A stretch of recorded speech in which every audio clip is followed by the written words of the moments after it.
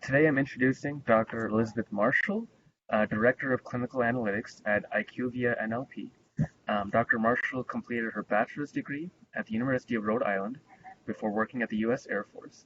Afterwards, she completed her medical degree at Xavier University School of Medicine. Shortly thereafter that, she completed an MBA at Strayer University. Uh, so today she'll be presenting about what we can learn from clinical data, as well as providing a clinician's perspective on the changing landscape of healthcare. Thank you so much for your time, Dr. Marshall. Thank you so much. A researcher, an informatician, a physician, and a veteran. I'm going to shut off my camera and then we're going to start. Here we go. So let's talk about today's agenda. So parallel universe, where do you live? The road to Mars, it's actually a very hard, we'll get into a bit more detail about that. Healthcare data, past and the present. So, and how can we move forward? And then we're going to bring the worlds together and kind of like lessons learned on planet Earth and translating it into our journey onto Mars. Can everyone hear me okay? Perfectly. Okay, good. So let's start with this. Parallel universe. So yes, it's not the traditional sense, but this seems like an easy question, right? So where do you live? So you're going to say, well, I know I live in Charleston, South Carolina, but we all live on Earth, right? But I ask you, do you? How much time do you spend connecting with this planet? Placing your toes in the sand, going to a walk without your head stuck into your screen on your smartphone? Or do you just go through the motions until your next internet fix or TV series binge? And what percentage of time do you spend in the other universe called cyberspace? Now I'm going to put on my two different hats. So as the Director of Clinical Analytics, I really want to thank you for your contribution to the data that we have. But as a physician, I'm also going to say, I'm going to scold you. Get out there. Connect with this planet. Take care of this realm, or you won't have the ability to spend time in the other.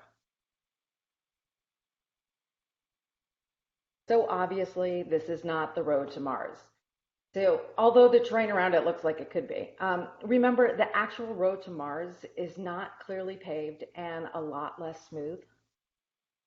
There's a lot we need to figure out along the way before we get there. So let's talk about Mars. So it's the fourth rock from the sun. Its temperature range isn't exactly inviting, except for maybe the extreme warmth end, 68 degrees.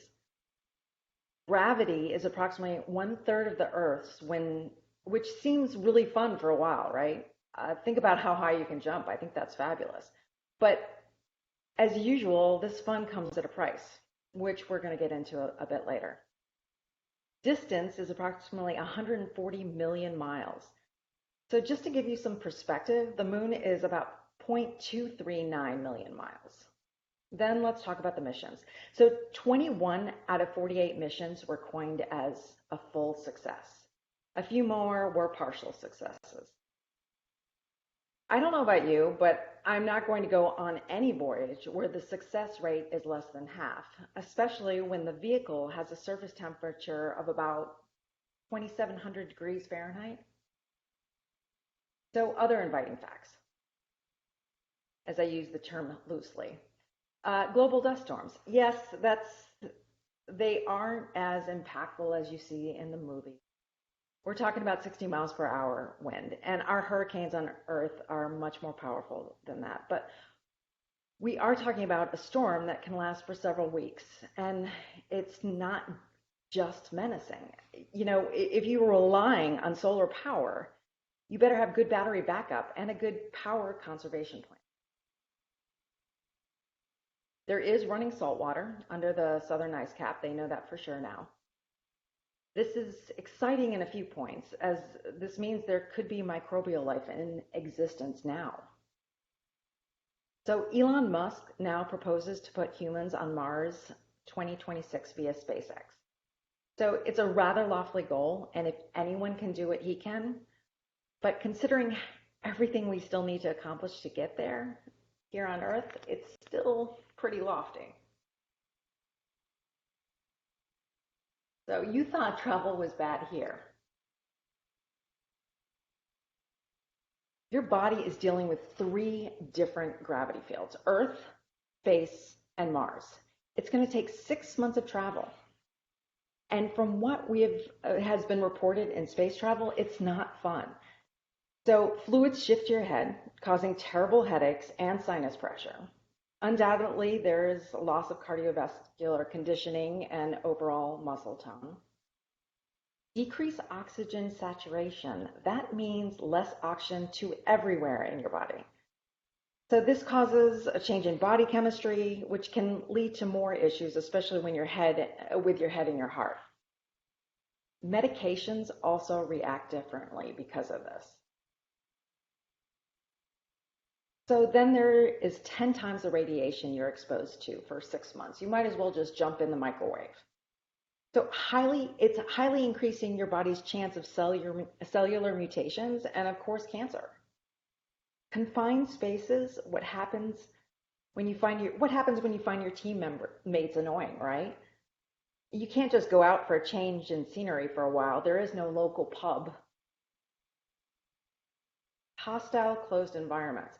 So it's not just your neighbors that is the issue, but microbes on your skin, and your neighbor's skin. They're gathering and spreading like mad. That's right, astronauts spend a lot of time cleaning. And then there's the distance. Not exactly easy to book a trip home.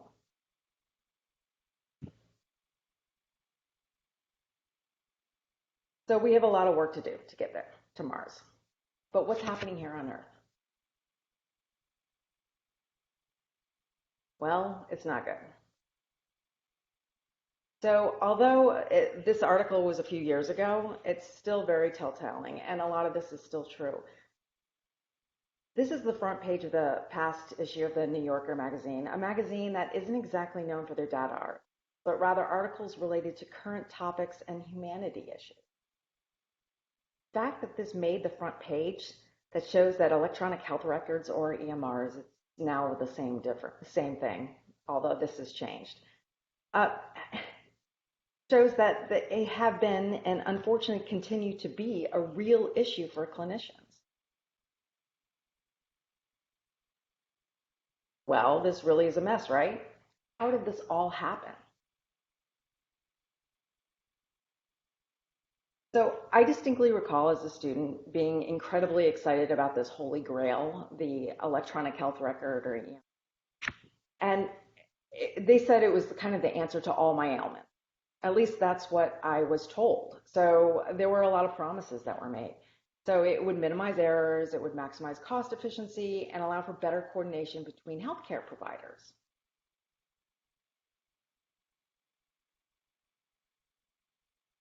So I created this for NASA a while ago when I was presenting, and I just thought it was hilarious. So I'm going to toot my own horn here. So an EHR is like a black hole of healthcare data.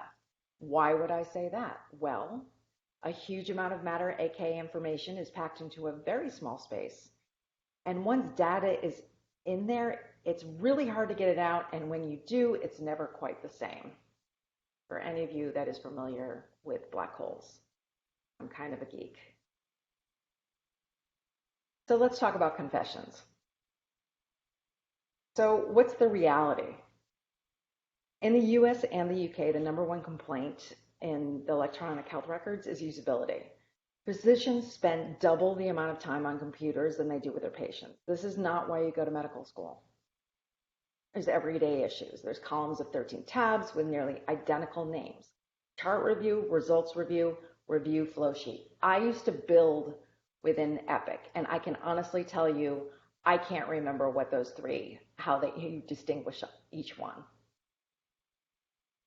A seemingly simple test requires a detailed form, like a routine urinalysis, and might take up to 6 clicks to order it.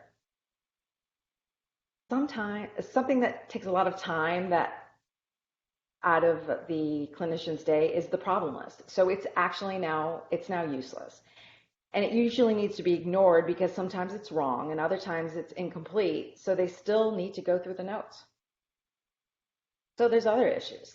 There's excessive data entry, there's note bloat, there's fear of missing something, notes geared toward billing, not patient care, information overload, slow system response times, and all leading to clinician burnout. We know that this is already an issue, so we need to create workloads that help the clinicians not make things worse.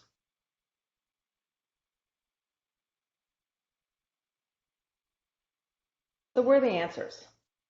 Where are the answers to better healthcare? So it's in the structured and the unstructured data. But the structured data itself has a lot of holes, kind of like Swiss cheese. And why is that though? So there's stigma safeguards. So providers are protecting patients. Like for example, you don't necessarily want to code things like domestic violence because the primary insurer holder may be the actual issue. Cost associated with getting any data coded. There's origination bias, like in a transfusion will be recorded in weekly aplastic anemia clinics, but it's not in large trauma surgery. And then getting paid is always important, right? Reported coding is payer rule driven. Certain things cannot be combined with others if you want to get paid for it. It's just the way it is. It's purposeful. So severity scores are used in many different areas like mental health, transplant, cardiology, etc. And they are irrelevant for the patients sitting in front of you, but they're rather important when you're trying to do things like clinical trials.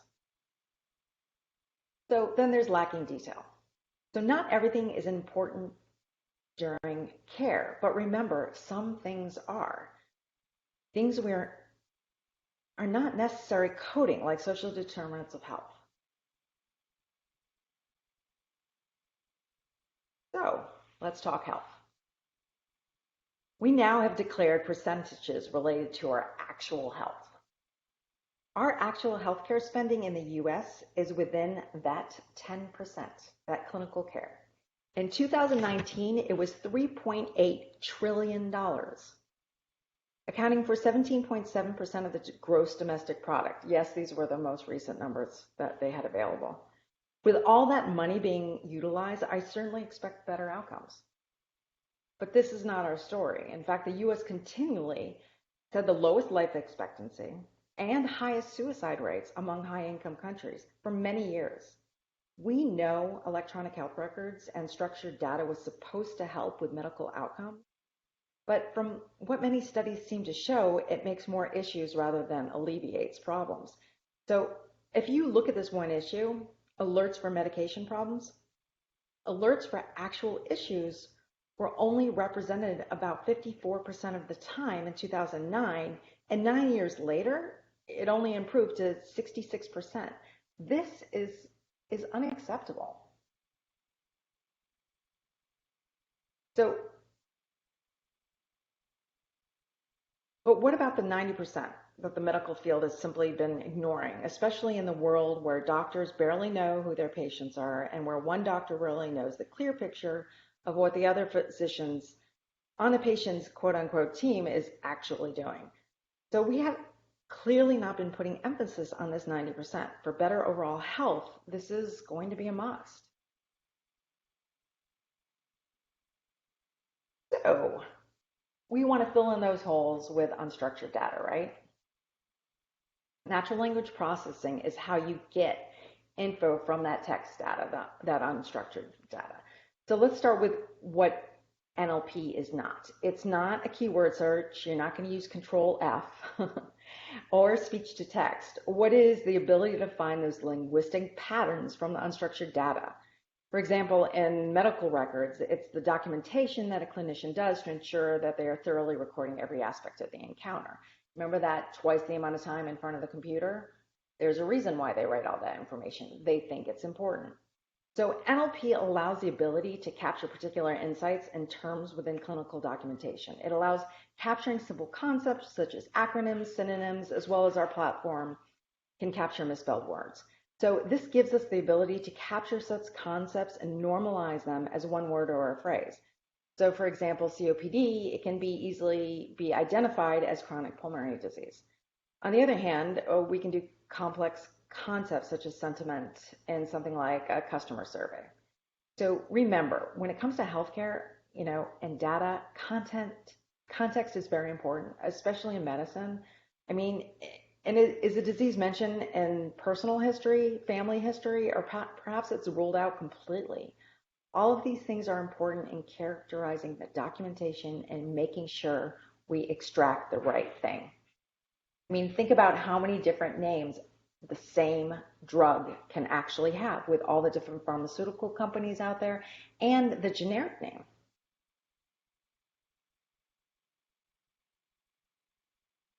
So it's time to stop the insanity in healthcare, right? And do the same thing of throwing more money in that 10% over and over and expecting a different outcome. It's time for a new beginning.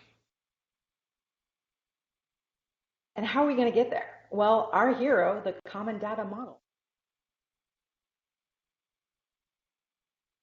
he's here to help. So there are different types of common data models other than OMOP, but OMOP itself has a pretty good track record. Probably one reason why your institution and mine is involved in it. So what is it all about? It's about being able to share de-identified data at scale and get answers to clinical questions.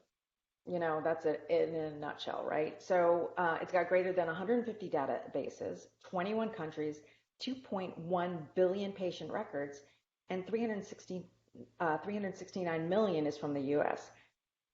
That's a lot of data that we can learn from.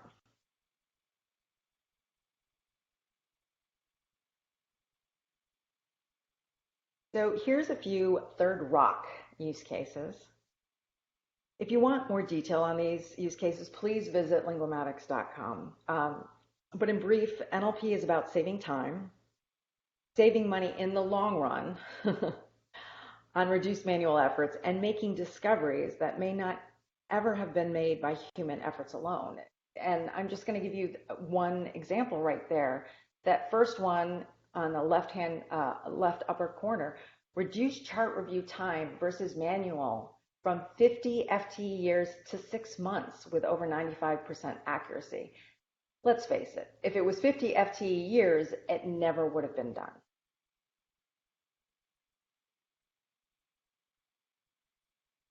So no, I know you're saying, wait, whatever happened to Mars?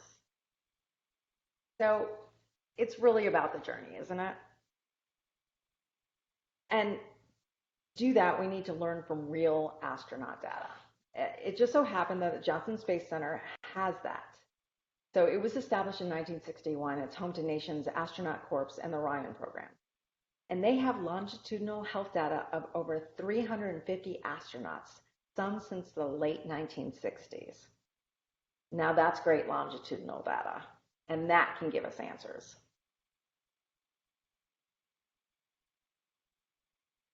So NASA has been a bit slow on the uptake of AI and health-related data, but they are now on their way. So this is kind of what they learned so far, but they weren't using, it was manual efforts. So meet identical Kelly twins. Scott in the background behind the glass. He was in space for 340 days on a mission in 2014, 2015. His twin Mark never went into space.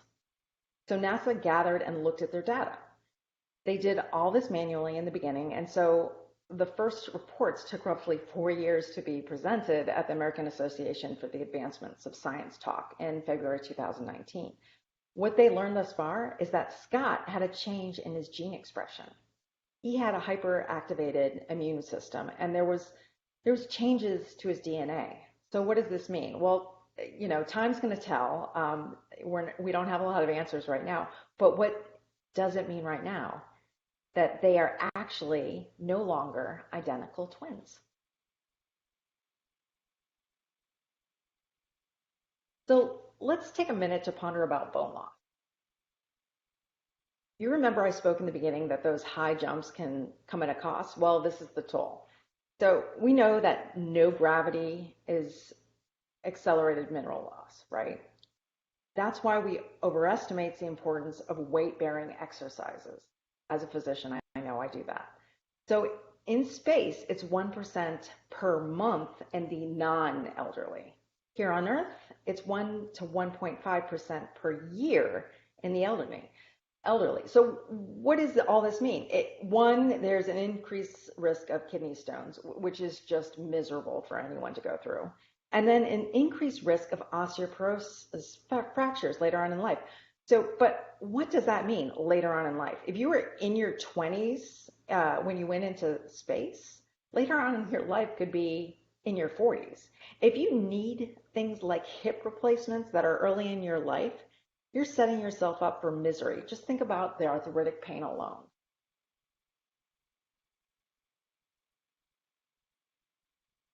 So, how else can data help us get to the fourth rock and beyond?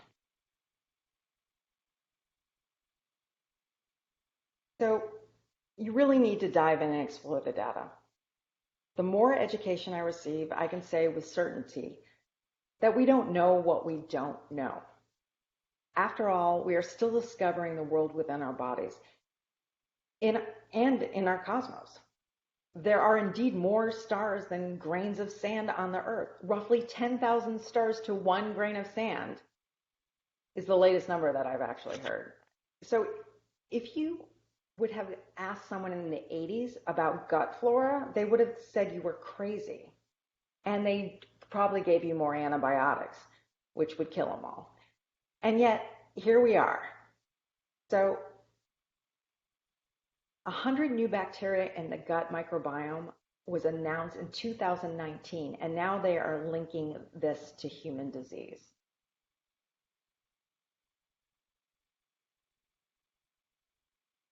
So I know everyone on this call wants to now visit Mars. How can you not? So, and I was thinking about, what would they put on their travel brochures? Maybe something like this. Let's visit Mars, where today's carbon dioxide is tomorrow's oxygen, and we won't even tell you about where we're getting the.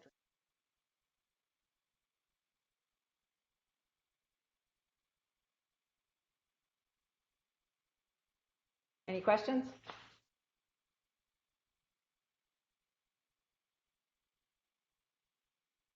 What are some of the other kind of, I know you put up a slide with a couple ways in which NLP had been helpful.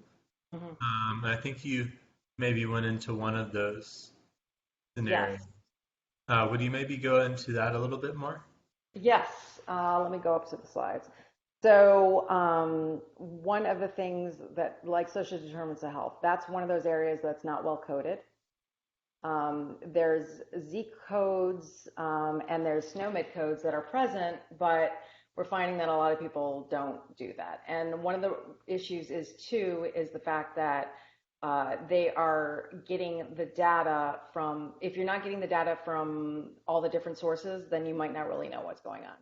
So, there might be in a discharge summary, you might have something that's a lot more condensed and actually has the information that they're worried about, like, hey, they live alone, we're sending them home with a after a hip surgery, and chances are they're going to end up back in. But so that's what we're doing in social determinants of health right now. And so another institution was improved ACO efficiency. So what they did was they were using they were doing manual chart review, like a lot of healthcare institutions, and they had to review about 1,000 charts to identify one care gap. And then once they put our system into motion, they were able to reduce that manual review, and they only had to do 6 cases to find one gap. And then one of my favorites is the patient safety care gap. So with pulmonary nodules. So a lot of times when people end up in the emergency room, there's a lot of things on incidental findings. And then what's supposed to happen is they're supposed to go to a care coordinator afterwards. But what happens is a lot of times things fall through the cracks. So in this example, there was one institution that they flagged over 1,000 cases in 14 months. and they found that 37 of those cases were actually malignant. So, and it of course improves patient outcomes, but it also greatly reduces litigation for the hospital because when it comes down to it, a hospital can't do their thing if they go out of business. Right. Okay, thank you. You're And welcome. then I think Albert had a question as well. He asked, how can you restructure healthcare data to be more doctor friendly? Yeah, well, that's a really good question, and we haven't figured it out thus far, obviously. But it's something that's going to have to be done in a flow of, getting the physicians actually involved in the builds for the electronic health records. If you know anything about Epic, it was actually built on a 1960s programming language, and it had no physician input. It was just administration input at the time. So you're going to have to get clinician input, and you're going to actually have to get not only rely on structured data, but if you're going to have clinicians write these notes out, you really need to do the unstructured data as well. I Okay. hope that kind of answered the question.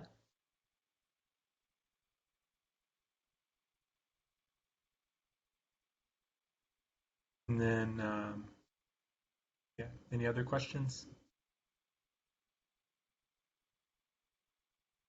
Let me make a statement.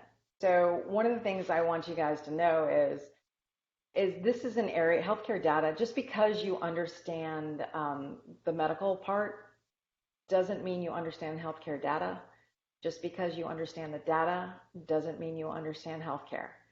So you need to make sure that you have people that are bridging that area. I mean, I'm bridging that area, but it's important to understand that, you know, like I was talking to a couple clinicians and they're like, oh yeah, well, this is in there. And, it's like, no, it's not in that data source. So we can answer those questions. It's, we're all going to have to work together. We all have our specialties, and there's no way where we're going to be able to solve these questions, without all working together.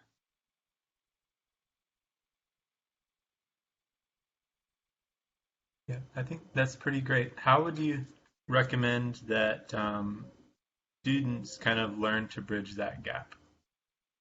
So if you have if you want to get involved in this area of healthcare data, I would say if you have a heavy IT background and data background, then you start, taking a few courses in healthcare, even simple things like on Coursera or LinkedIn Learning, and vice versa. If you think you are a clinician and you want to get involved in the other, start familiarizing yourself with data and understanding how the workflow itself,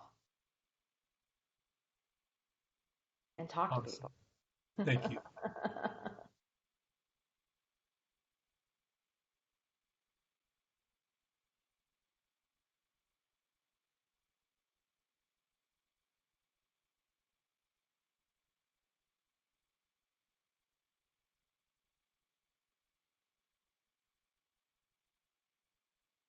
So I think maybe I'll ask one more question, and then if no one else has any questions, we'll call it a day. Okay. So, as in your presentation, you kind of emphasize how AI could potentially help with kind of efforts to colonize Mars, or kind of help inform our understanding of how space travel affects the human body. Um, just kind of like off the top of your head, are there any particular um, ways that you think AI could be used to help, or like any particular areas within healthcare that you think it would do a good job providing insight into? So for the astronauts or or Astronauts are you and looking beyond the astronauts, or so the areas where I feel like natural language processing can make a huge difference are the areas where it's more of like mental health, behavioral health, the social determinants of health. because those are the areas that aren't well coded. And when they do actually code things, it usually is well down the road. Like, and then there's things like, you know, uh, COPD, right? Like chronic bronchitis. Well, I've seen somebody have bronchitis in their records for, 2 years. Well, no, it's not bronchitis, it's chronic bronchitis. There's a lot of things, the coders aren't catching up with the actual information in there, and you can't blame them because we're only human, right? But that's why, I'm an advocate about augmented intelligence, not just artificial intelligence. You really do need, a clinician's, eyes to be set on this information. I had a funny story where I had been working with some data scientists, and they were telling me, oh, this hospital data, I found PCP pneumonia everywhere, and I was like, no, you didn't. No, no. PCP pneumonia is in immunocompromised individuals. We don't have this huge immunocompromised, population. So, what's the problem? So, of course, we dug into there, and we're not talking about PCP, the drug, we're talking about primary care physician. And they had ended up utilizing, anytime they caught that PCP, they actually said that, oh yeah, they have this pneumonia. And, it's simple things like that. When you don't have, a clinician's eyes on the data, it could fall through the cracks and cause, chaos. Right. That makes sense. Well, Yeah. thank you so much for your presentation. And I hope it like was it, amusing. yeah, I appreciated it, and I think we all did. Thank you much for taking the time to prepare and to come and share your perspective with us. And Thank you so much for having me. yeah, have a great day. You too. Bye bye.